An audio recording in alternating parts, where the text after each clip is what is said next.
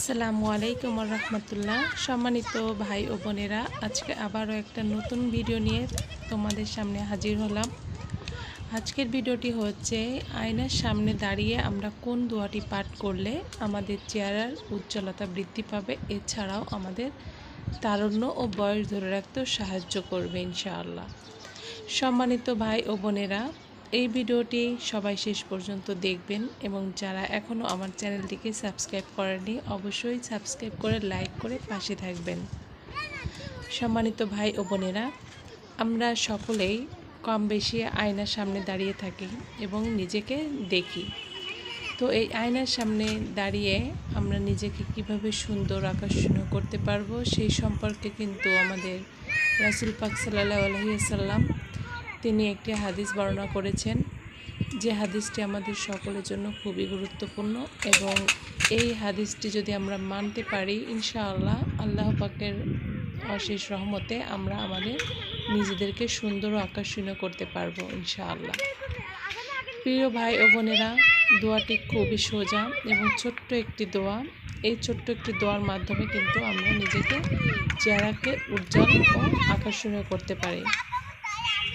এই দোয়াটি সবাই কম বেশি জানেন। এই দোয়াটি হলো খুবই ছোট্ট একটি দোয়া। দোয়াটি আমরা প্রথমে জেনে নেই। আল্লাহুম্মা হাসানতা খালকি ফাহসিন খুলকি। আল্লাহুম্মা হাসানতা খালকি ফাহসিন খুলকি। আমি আপনাদের সুবিধার্থে এবং তোমাদের সুবিধার্থে আমি এটা স্ক্রিনে দিয়ে দিয়েছি, তোমরা এখান থেকে লিখে নিতে পারো, এছাড়া মুখস্থ করেও নিতে পারো। এখন আসি, এই দোয়াটি তোমরা কখন কিভাবে পাঠ করবে। দোয়াটি যখনই তোমরা আয়নার সামনে যাবে এবং আয়নাকে নিজেদেরকে দেখবে তখনই এই দোয়াটি পড়বে। সম্মানিত ভাই ও বোনেরা, আমাদের মা আয়েশা রাদিয়াল্লাহু আনহু তিনি ইরশাদ করেছেন, রাসূল পাক সাল্লাল্লাহু আলাইহি ওয়াসাল্লাম যখনই আয়না দেখতেন তখনই এই দোয়াটি পাঠ করতেন। এই দোয়াটির মানে হচ্ছে, হে আল্লাহ, আপনি আমাকে যেমন সুন্দরভাবে তৈরি করেছেন তেমন আমার মনকে বা অন্তরকে সুন্দর করে দিন ইনশাআল্লাহ।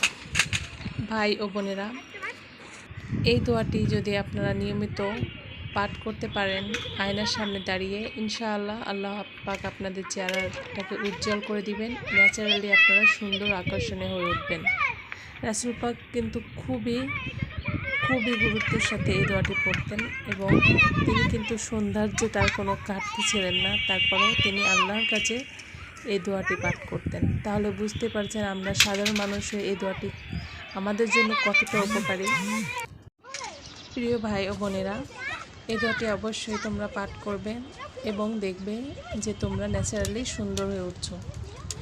এবং এই দোয়াটি বিশ্বাসের সহিত কিন্তু পাঠ করতে হবে। যখনই তোমরা যতবারই আয়না দেখবে এই দোয়াটি পাঠ করবে, কিংবা তোমরা আয়না এখানে বা দেওয়ালে লিখে রাখতে পারো এই দোয়াটি, যাতে তোমরা পড়তেও সুবিধা হয়, এছাড়াও তোমাদের মনে পড়ে দেখার সময়। তো আজকের ভিডিওটি এই পর্যন্তই। ভালো লাগলে অবশ্যই আমার চ্যানেলটির সাথে থাকবে। আসসালামু আলাইকুম রহমতুল্লাহ।